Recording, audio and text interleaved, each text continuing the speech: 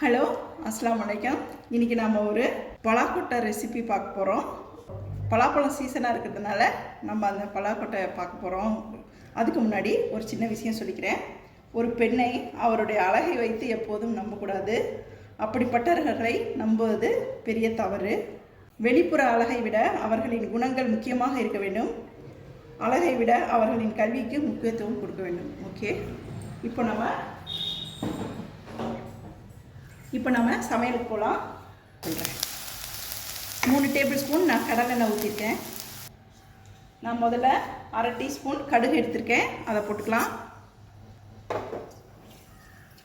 1/2 teaspoon ஜீரகம் போட்டிருக்கேன், அதையும் இதில் சேர்த்துக்கலாம்.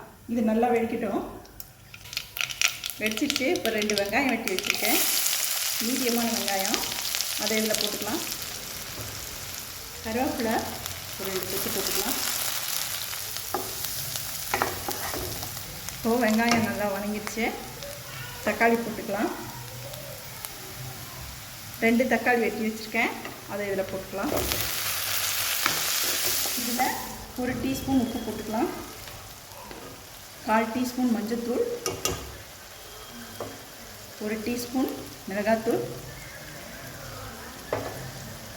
1 டீஸ்பூன் கொத்தமல்லி தூள். இதில் கொஞ்சம் லேசாக தண்ணி ஊற்றிக்கலாம்.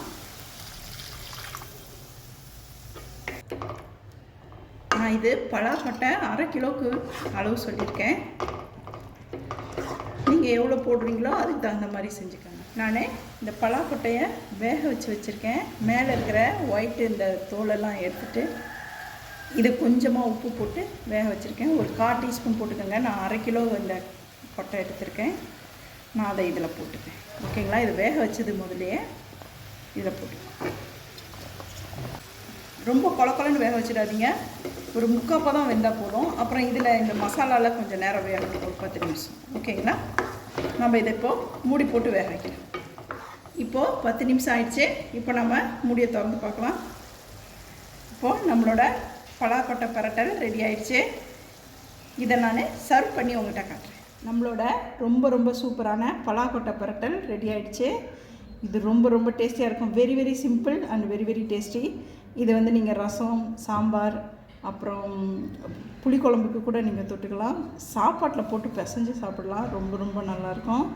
நீங்கள் ஒருத்தர் ட்ரை பண்ணி பாருங்கள். இந்த சிம்பிள் ரெசிப்பியை கண்டிப்பாக செஞ்சு பார்ப்பீங்கன்னு நினைக்கிறேன். என்னோடய வீடியோ உங்களுக்கு பிடிச்சிருந்துச்சின்னா லைக் பண்ணுங்கள், ஷேர் பண்ணுங்கள், சப்ஸ்கிரைப் பண்ணுங்கள். நான் அடுத்த வீடியோவில் உங்களை சந்திக்கிறேன்.